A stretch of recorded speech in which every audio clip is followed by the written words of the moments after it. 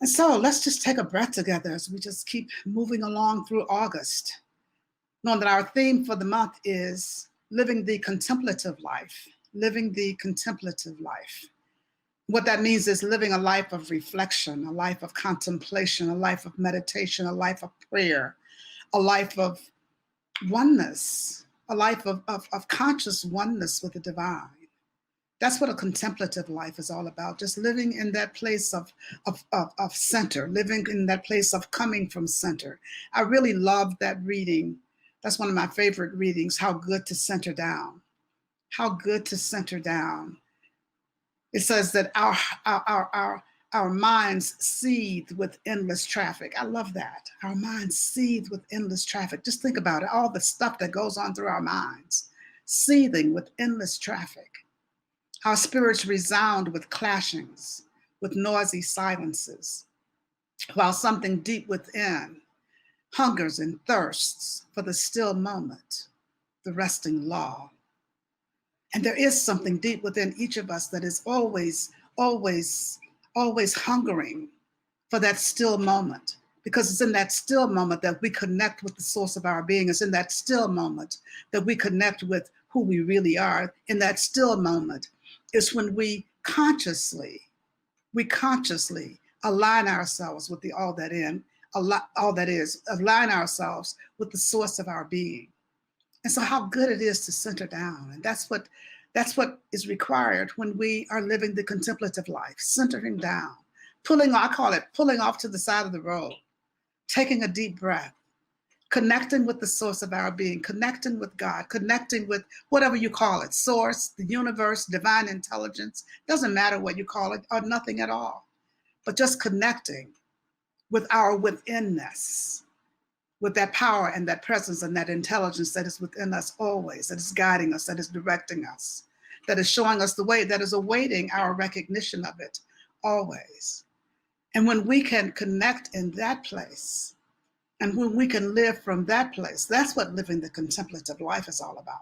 A place of reflection, a place of centeredness, a place of just, again, pulling out of the traffic, pulling over to the side of the road, catching our breath, coming into oneness, coming into alignment. And then we can pull back onto the road from that place. We don't pull off to the side of the road and just stay there. We pull off to the side of the road and we get centered. We get centered, and then we move forward from that place of center. And when we're moving forward from that place of center, then that's what living the contemplative life is all about. And so that's what I've been talking about all month, because it is just so important for us to start this. If you haven't already started it, it's important for us to start this now.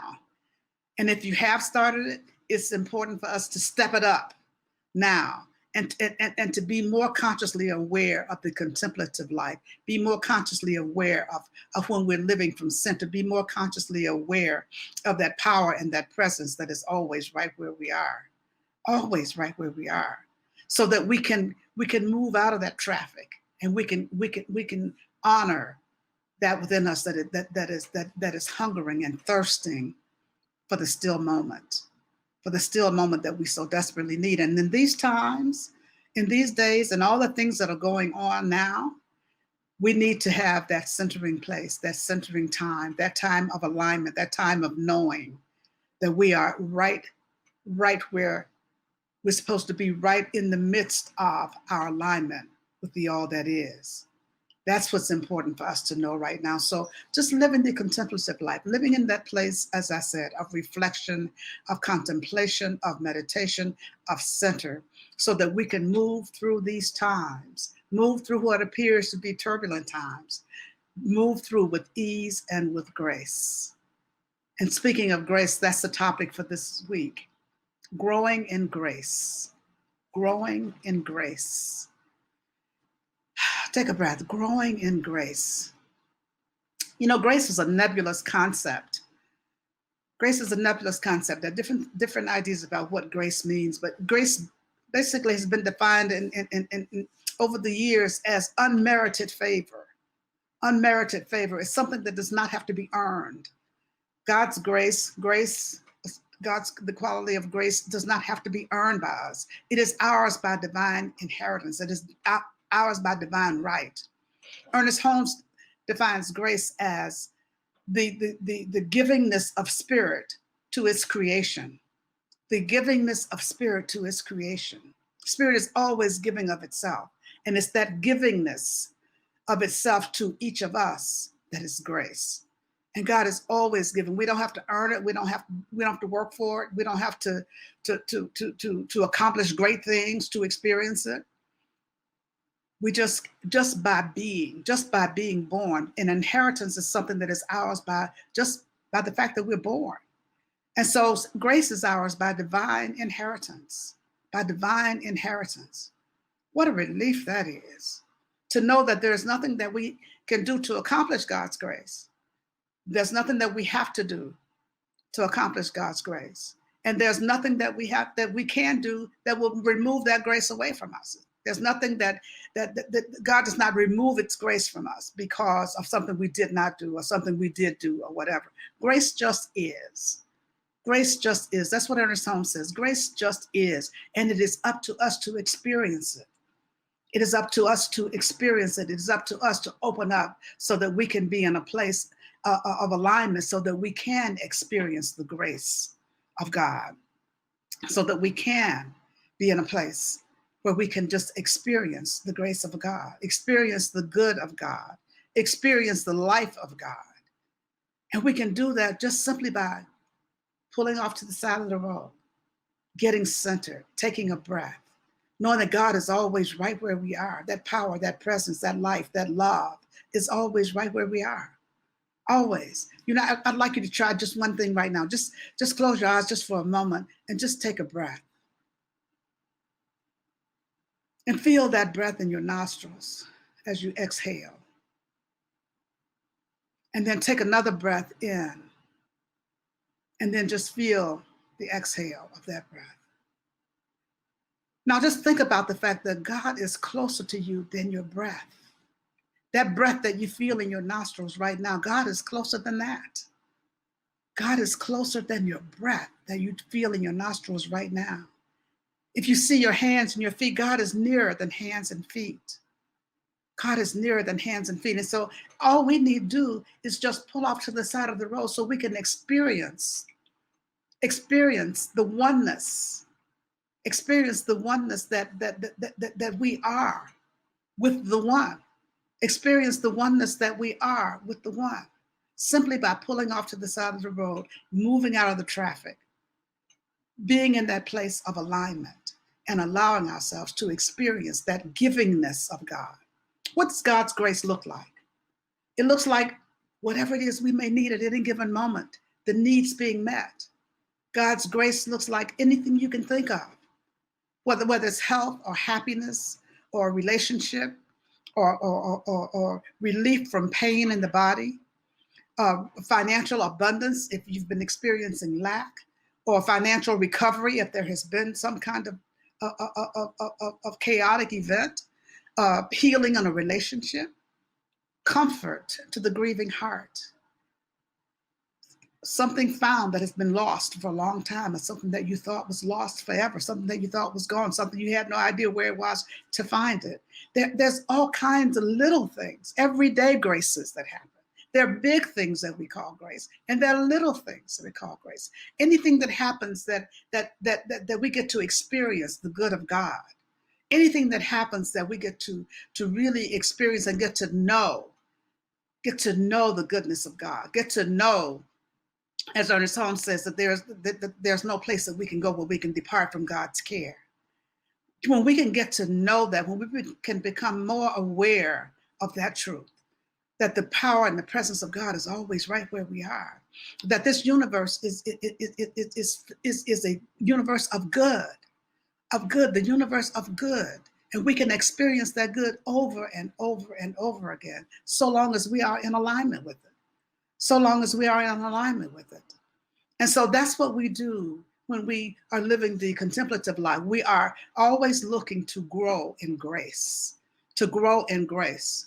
Our spiritual practice Grace is not a reward or a perk that we receive as a result of doing our spiritual practice. It's not a perk that God gives us for doing spiritual practice, for meditating, for praying, and for journaling or for chanting or whatever. That's not a perk that we get. But our spiritual practice opens us up so that we can expand in consciousness to experience the grace of God. So that we can experience the grace of God. Our spiritual practice does not make grace more available to us. Our spiritual practice makes us more available to grace, because grace just is. It is always available to us. It is always there. It is always there. So if you are experiencing chaos and you want to move into peace, move into alignment with the all that is, and the peace that comes from that alignment is grace.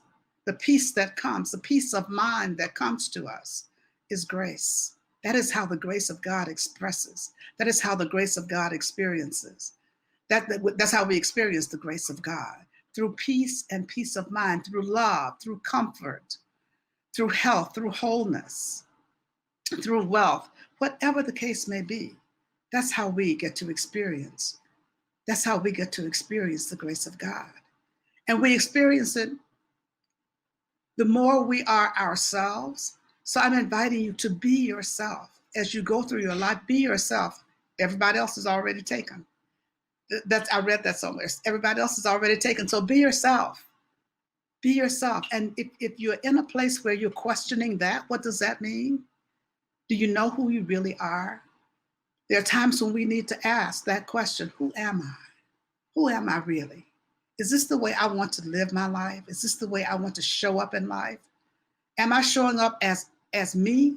Or am I showing up as people think I am, or someone thinks I should be, or someone wants me to be? Or am I trying to please others? Or whatever the case may be, if you're a people pleaser, trying to be what somebody else thinks you should be, trying to make sure that somebody loves you because you're acting a certain way or being a certain way. Be yourself. Dare to be yourself during this time. Dare to be yourself in your life. Dare to live your life. Dare to live your life. If you want to change your life, dare to change your thinking. You want to change your life? Dare to change your thinking. You know, our basic teaching is change your thinking, change your life. Change your thinking, change your life. And when you change your thinking, your life begins to change. That's where grace comes in. That's where grace comes in, because you change your thinking. We are moving more and more into alignment with the all that is. And as we move more and more into alignment with the all that is, then our lives begin to change.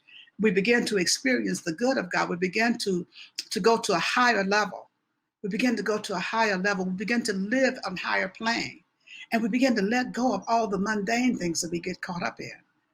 We begin to let go of the drama of life, the drama that's going on right now. So much drama going on right now, of so much apparent chaos going on right now. And to find peace, to come into alignment with the peace that's in the midst of all the chaos, to come into alignment with all the peace and the peace of mind that's in the midst of all the confused thinking, all the confusing information that's polluting the area right now. The airwaves are polluted with so much negative news, so much negative information, so much misinformation. People don't know what to believe. People don't know what to believe. You hear one thing over on one side, you hear something else on the other side. You wake up in the morning thinking things are going one way because of what you heard yesterday, and then you look up and everything's changed. Somebody has said something different. And then people are beginning to believe different things and beginning to act different ways. Particularly when it comes to COVID-19, the information is all over the place. The information that's coming out is all over the place. So people are afraid. They don't know what to do. They don't know what to think. They don't know whether the kids should go to school or whether we should keep the kids at home. We don't know whether we should be socially distancing or whether it's okay. We don't know whether there should be wearing masks or they shouldn't be wearing masks. There are all kinds of things. What we do know that is unchanging. What we do know that is unchanging. What we do know that is unchanging. It is that power and that presence of God, that divine intelligence, that divine knower within each of us that is always guiding us, always directing us, always showing us the way, always letting us know what step we should take, what step we should take. But we have to slow it down some and come back to just being ourselves, not trying to be like somebody else, not trying to show up like somebody else, just being ourselves. Be yourself. Follow your own guidance, because God is expressing through each one of us according to our own uniqueness. God wants to show up as each one of us according to our own uniqueness. So when you can be in a place of just being yourself, that's when you get to experience the grace of God. Because when you're being yourself, your authentic self, you're opening up, you're letting down the facade, you're opening up and just allowing that power and that presence to move in and through and as your life, to show up as your life, according to the vision it already had for your life, for itself as your life, before you ever came into this plane. God already had a vision of what your life was going to look like. God already had a vision of what my life was going to look like. God already had a vision for all of us. And so when we can open up and just allow that vision to be revealed, when we can open up and allow ourselves to be moved forward according to that vision, then we can really get into being ourselves, being who we were created to be, being who we were brought to this planet to be. And that's when we get to experience the grace. That's when we get to experience the favor. That's when we get to experience the allness and the fullness and all of the good that the universe has to offer us, all of the good that the universe has for us. All of it is ours now by divine birthright. You don't have to deserve it. You've been in situations where you felt like, I don't deserve that because I didn't really work for it. I don't deserve all this good. I've seen many people like that, who don't think that they deserve good because they didn't really work for it. They don't deserve it because they didn't earn it. They don't deserve it because they have more than somebody else has. None of that has anything to do with grace. None of that has anything to do with grace. Grace is ours. Ernest Holmes said, how much life can a person experience? As much as one can embody. As much as one can embody. And he says, this is not fatalistic, because we are constituted so that we are able to constantly increase our ability to embody. We are constituted so that we are continuously able to increase our ability to embody. And so if we can increase our ability to embody, then that means we can continue to grow in grace. We can continue to grow in grace. We can continue to grow in grace. And the more we seek out that one presence, the more we seek out our alignment with that one, the more we seek out to the experience of oneness with the all that is, the more we get to grow in grace. And when we grow in grace, we get to experience ease and flow and goodness. We get to experience the presence of God always, in so many ways, in every aspect of our lives. And that's what's really, really important, that we get to grow in grace. We get to expand our ability to embody. And as we expand in consciousness, we expand our ability to embody. And that's what happens when we live the contemplative life. That's what happens when we meditate. That's what happens when we pray. That's what happens when we pull off to the side of the road and center down. That's what happens. That's what happens when we live from that place of center. Our consciousness expands. Our consciousness expands. Our consciousness expands. And we live a life of freedom. We live a life of freedom, and we live a life growing in grace. Growing in grace, growing in power, growing in the goodness of God. And that's what we really want to do. Grow in that goodness. Grow in that place of goodness. And so just take a breath for a moment and just think about being yourself. What does that mean? Who am I? Let that be your question. Who am I? What do I like? What do I want? How do I want my life to be? How do I want my life to look? How can I let grace show up in my life? How can I open up more? Who am I according to who I am? How can I express God according to who I am? What can I let go? What can I let go? What can I just give back to whoever tried to give it to me? Or just brush it off? Just brush it off. How can I do that so that I can be myself? And as I'm being myself, I'm opening up more and more and more. I'm opening up more and more and more to the grace of God. I'm not trying to be like anybody else. I'm not trying to do it like anybody else. I'm not trying to sound like anybody else. I'm not trying to look like anybody. I'm just being me. I'm just being me. I'm just being me. And that's what I'm inviting you to do. Just be you. Be you. And don't use that as an excuse to be rude or to be judgmental or to be however resistant or whatever. Use that as a way of flowering. Use that as a way of flowering, as coming into full bloom, coming into full bloom, coming into full bloom as you, as being all that you can be, being you. And after you really get into being yourself, then bring the second thing is bring your best self to every day. Bring your best self to every day. Bring your best self to every day. Now, here's something about best. The best shifts. It's sort of fluid. It's sort of fluid, the best. The best, your best today may not be your best tomorrow. Your best today may not be the same as it was yesterday. Your best in one situation may not be the same as it is in another situation. But making sure in each and every moment of each and every day that you're bringing your best to the situation. Your best may be impacted by pain in the body. Your best may be impacted by grief. Your best may be impacted by other experiences that you're having in your life. Your best may be impacted by having to stay inside. But wherever it is you are, whatever it is you're doing, whatever you find yourself involved in, bring your best self to it. Bring your best self to it. Bring the very best that you are, the very best that you can be, the very best that you can do to each and every moment of each and every day. Live your best life in each and every moment, even though it looks different than it did yesterday. Even though it looks different than it will tomorrow, that still does not mean that you can't bring your best in each and every moment. And so the question has to be, is this the very best I can do? Is this the very best I can be? Am I being my best right now? Am I showing up in the best way possible right now? And if the answer to that question is yes, take a breath and be accepting of that. Take a breath and be accepting of that.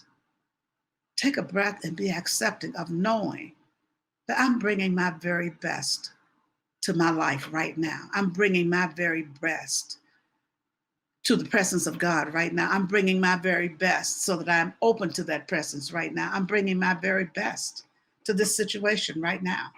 And when we're doing that, then we can walk through our lives without guilt. We can walk through our lives without shame. We can walk through our lives without judgment. We can walk through our lives without self-criticism. We can walk through our lives with compassion.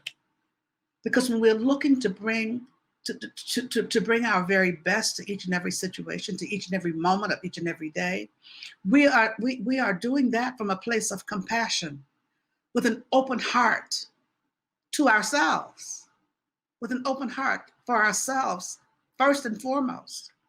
This is the very best that I'm bringing right here, right now. It may not be as good as it was yesterday. It may be better than it was yesterday and better than it will be tomorrow. Whatever it is, when we stay in the moment, then none of that's relevant. When we stay in the moment, when we live in the now, then we don't start comparing. When we know that in each and every moment, I'm bringing my best right now. And as I bring my best right now, I'm moving into alignment with all that is. And when I'm in alignment with all that is, grace just abounds. Grace abounds. Grace abounds. It just, the situations that come up that just get resolved easily and effortlessly. That's what grace is all about. It's about effortlessness. It's about ease. It's about flow. It's about oneness. It's about alignment. It's about moving through life with ease. Moving through life. It's like being in traffic and just being sort of on cruise control. You're just moving through life easily, effortlessly, because you know that there's that divine guidance, there's a divine overseer, that divine protector that's always right where we are. That's what grace is all about. That's what grace is all about. And as I said, we think of grace as this big overarching thing. And grace is also the little things, the little things in life that make a difference. It's grace. Finding a parking space where you've been driving around forever, looking for one. That's grace. Ease. Going someplace that you think you're going to have to stand in line forever, and you get there and there's no line, and you move through it easily. That's grace. That's grace. And that's what we have to really be, in a place of just knowing that grace is always available to us. Grace is always available to us. We have to be available to it. We have to be available to it. And when we can bring our best, we're making ourselves available. When we can bring our best, there's nothing blocking.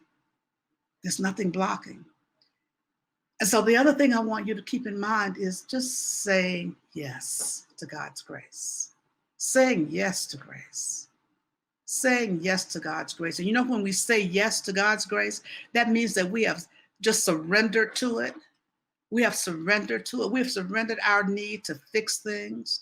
We've surrendered our need to control. We've surrendered our need to manage. We've surrendered our need to have to be always to be the one out front doing things.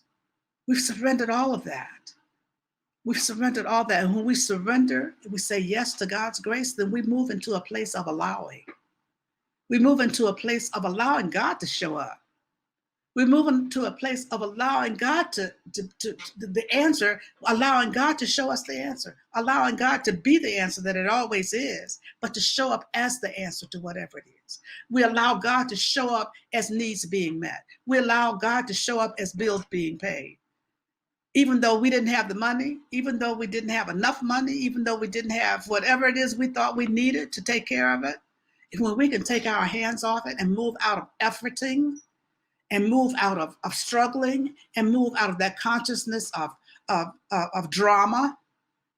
Oh my God, how am I going to take care of this? Oh my God, how am I going to take care of that?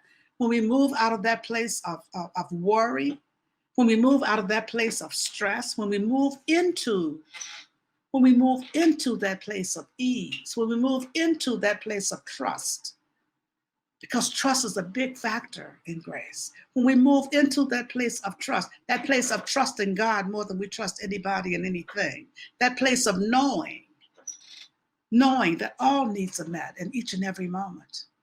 When we move into that place, that's when we have surrendered. And when we move into surrender, that's when we're saying yes to grace. Yes to grace. I don't know how this is going to work out. I don't know how this is going to happen. I don't know anything. Just like we don't know how this whole situation that we're in right now with this pandemic is going to work out. But you know what? We know one thing for sure, that there's that divine knower that knows everything. There's a divine intelligence that knows everything. That there's a divine intelligence that we can trust always. That we can trust always about anything and everything. There's no large and small in God. So it doesn't matter how big it may seem to you. It doesn't matter how little it may seem to you. It doesn't matter. Trust God. Trust God for everything. Trust God for everything. Trust God for everything, and then surrender. Surrender your worry. Surrender your drama. Surrender your chaos. Surrender your need to know. Surrender it all. Surrender it all. It doesn't matter what the doctor said. It doesn't matter what the attorney said. It doesn't matter. It doesn't matter what the appearance may be. It doesn't matter what the diagnosis may be. It doesn't matter what the prediction may be. It doesn't matter what the polls may say. It doesn't matter. None of that matters. All of those things are facts. All of those things are appearances. And so we don't have to get all upset about things. We don't have to get all our knickers in a knot about things.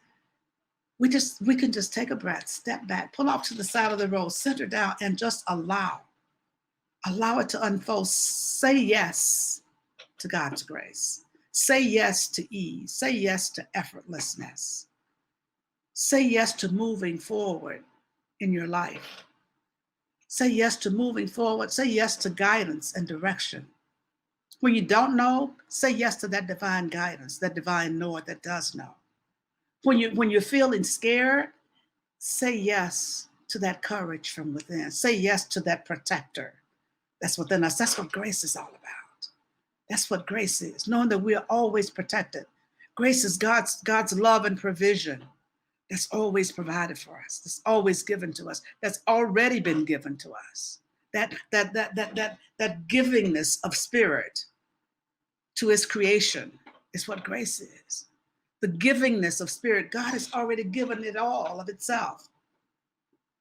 God has already given all to each of us, to all of us. And all we need to do is be available to it.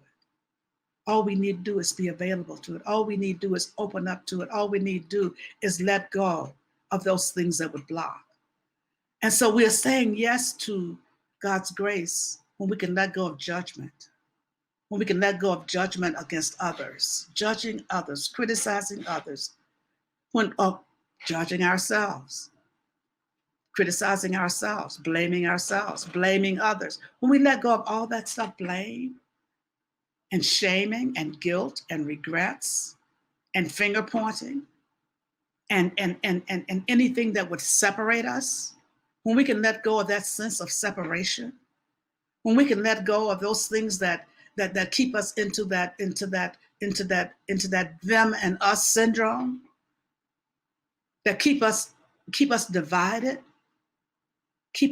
when we can let go of all that and just take a deep breath and step back into our oneness with spirit, step back into our oneness with the all that is. When we step back into our oneness with the all that is, then we begin to recognize our oneness with all of life, And we find that it isn't necessary to criticize. We find that it isn't necessary to judge. We find that it isn't necessary to blame. We find that it isn't necessary to get caught up in all that stuff.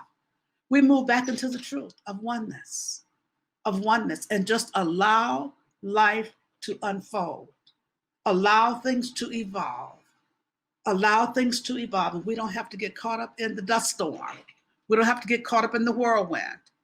We can take shelter. We can come home. You know, God is our home. God is our shelter. God is the place that we come for comfort.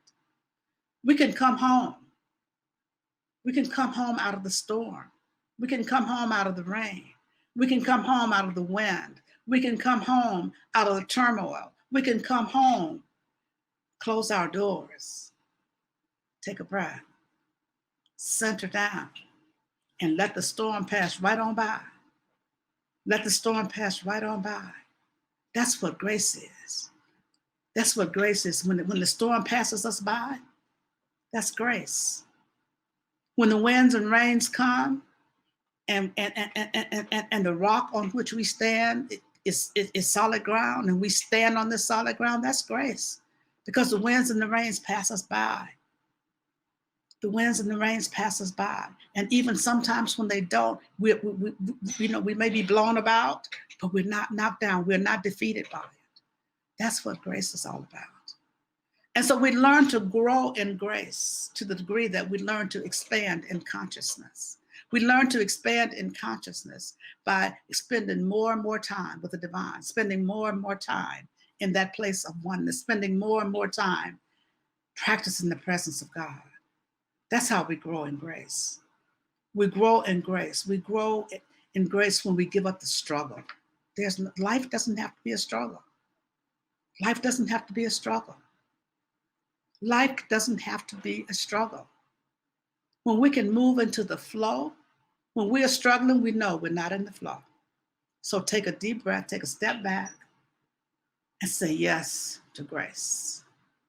When you feel like you're so tense, you're so stressed, you're so worried, you're so concerned, you're doing this again, take a step back, pull off to the side of the road, and realize that the streets of your mind are beginning to seethe with endless traffic. And so what you need to do is pull off to the side of the road and honor that part of you that's hungering and thirsting for that still moment. A still moment, just a still moment, taking a breath, and recognizing that this breath that we take is the only breath that is. There's only one breath, and that is the breath of God. And so the more we can take that breath, the more we can step back, the more we can open up, the more we can receive that power and that presence that is already right where we are, the more we can experience grace. And our lives unfold easily, effortlessly, gracefully, and grace-filled. We live grace-filled life. We live grace-filled lives as well as graceful lives. And so that's what I'm inviting you to do today. Let go of the struggle. Surrender. Surrender the struggle. Surrender the drama. Surrender the chaos. And just say yes to grace. Yes to grace. Yes to God. Yes to life. Let's take a breath together as we move into prayer. Just moving into that place of yes, yes, yes, deep within us. Saying yes to that one power, saying yes to that one presence, saying yes to that one mind, saying yes to that one life, saying yes to that one breath, saying yes to that one, knowing that that one is God itself. That one is the only one, the only power, the only presence, the only mind, the only life. And this only is my very life. This only is the life of each of us, of each of us. And we're saying yes to it right here and right now. Saying yes to the allness and the fullness of that one right here and right now. And as we do so, we're opening ourselves up to grace. We're saying yes right now to the grace of God, knowing that we don't have to earn it. We just say yes to it and experience that flow, experience that ease, experience that effortlessness. And it is from this place of knowing that there's only one, that this place of oneness with the one, that I speak the word for each of us this day. Just knowing that we walk forward in ease and grace, letting go of the struggle, letting go of that which does not serve, opening our hearts and opening our minds to healing on every level of our being, opening our hearts and opening our minds to all the qualities of God, to all of the abundance, to all of the abundance, to all the prosperity, to all of the healing in the body temple, healing on this planet, healing the broken hearts, healing the grieving hearts. This is what we're opening ourselves to, because this is what God is doing right here and right now as I speak this word. I know that healing is happening. Healing is happening for each and every person who's experiencing physical difficulties, that every organ, every cell, every tissue, every function of the body is experiencing the healing presence of God right now. For those who have lost loved ones, I know that God is right in the midst, comforting each and every one as they release their loved ones. And for those who have moved on, as they move on to the next plane, moving into the light, with ease and grace and freedom. I know that there's courage, and I know that there's forgiveness, and I know that there's compassion, and I know that there's everything that we could possibly need. Everything that we could possibly need is ours right here and right now by this word that's being spoken. And so I pause momentarily as I open this circle of prayer so that you may speak the names of anyone you'd like held in prayer. You may speak their names silently or aloud, and you may speak them now.